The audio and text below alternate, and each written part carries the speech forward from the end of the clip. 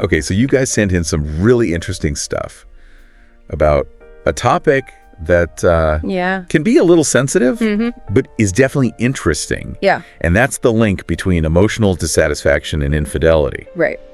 And we're going to dive deep into that today. We've got some excerpts from a text titled, How Emotional Dissatisfaction Causes Infidelity in a Relationship or Marriage. Interesting. And we're going to see what insights we can uncover together. Yeah. I guess the first thing that jumps out at me is that the title itself uses pretty strong language there. Yeah. Causes. Yeah. So is it really a direct cause and effect, or is it more nuanced than that? Yeah, I think when we talk about these things, these very complex dynamics in relationships, Right. it's very rarely that black and white. Yeah. I think maybe before we even get into the link, we should talk about what we mean by emotional dissatisfaction. Yeah, that's a great point. Like, what exactly are we talking about when we use that term? Yeah, it's kind of a broad term that encompasses a lot of different experiences, but I think we can think about things like feeling unappreciated, feeling like your efforts are invisible, or there's a lack of communication where you kind of are living separate lives under the same roof. Yeah, or even like core needs not being met. Yeah, absolutely. Whether it's like, a need for intellectual stimulation or emotional validation, or even just simple affection. Exactly. Yeah. And it's interesting that this source we're looking at kind of just dives right into this idea of emotional dissatisfaction. Right. But it doesn't really define infidelity. Yeah. And that term can be just as, where do you draw the line? What constitutes crossing that boundary? Is it purely physical, or can it be emotional? Or digital? Right. And that's where it really gets tricky, because what feels like a betrayal to one person might be completely inconsequential to another person. And I think that really speaks to the need for open and honest conversations with your partner about expectations and boundaries from the get-go. Yeah, and not just like a one-time conversation, like an ongoing dialogue. Yeah. I was reading about this communication technique of using I statements to sort of express your feelings without placing blame. Yeah. So instead of saying like, you never listened to me, you would say, I feel unheard when... Yes, that's a great example of a tool that people can use to kind of shift that dynamic from accusation to really expressing a need. Right, and then on the other side of that, active listening. Yes. Making a real effort to understand your partner's perspective. Getting back to the source material, it kind of just suggests this link between these two maybe somewhat nebulous concepts.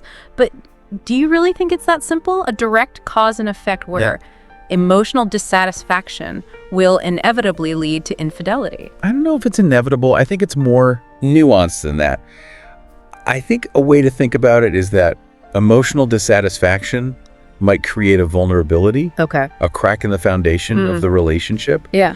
And if that goes unaddressed, it could lead someone to be more susceptible to seeking that fulfillment elsewhere, whether consciously or unconsciously. So it's not necessarily guaranteed, but it's sort of like building a house on unsteady ground. Exactly. Yeah, you might get away with it for a while. Right. But eventually it's going to be a problem. Right, and everyone's different. Right. Some people are more prone to seeking external validation. Yeah. Some people are more introspective and would try to address things internally. Right. Different attachment styles. Exactly. Past experiences. Yeah. All that comes into play. Totally. So let's say we accept that. Emotional dissatisfaction can, in some circumstances, contribute to infidelity. What are the real world implications of that? Yeah. Like if we can spot those cracks early on. Can we prevent things from crumbling? Well, that's the $1 million question, isn't it? And I think while there are no guarantees, I think it's about being aware of those red flags. You know, feeling constantly unheard or unimportant, or like you were saying, resentment is building up. Those are signs that something needs to be addressed. Yeah, it makes me think about this friend I had who was really struggling in their relationship. They felt like they were constantly giving and their partner wasn't reciprocating. Right. And it was like they were speaking two different languages when it came to emotional needs. Yeah. And you could just feel that resentment building. That's a classic example. And I think it speaks to the need for really proactive relationship maintenance. It's not about living in a constant state of bliss. Right. It's about having the skills to navigate those ups and downs. Right. Being able to communicate effectively, express your needs, and be responsive to your partner's needs. Right. So it's not about avoiding dissatisfaction altogether. Yeah. It's more about having the tools to deal with it when it comes up. Exactly. All right. Well, this has certainly given us a lot to think about. It has.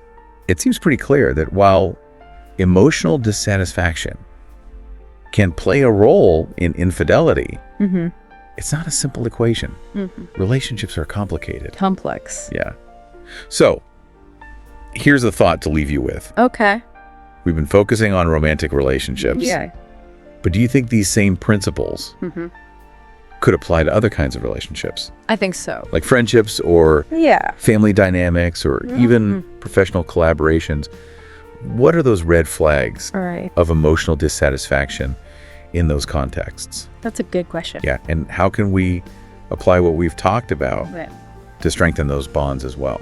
Yeah, the parallels are there. Yeah, it's something to think about. But as always, we want to hear your thoughts too. So what resonated with you? What are your takeaways from this deep dive? Huge thank you for joining us, and we will see you next time.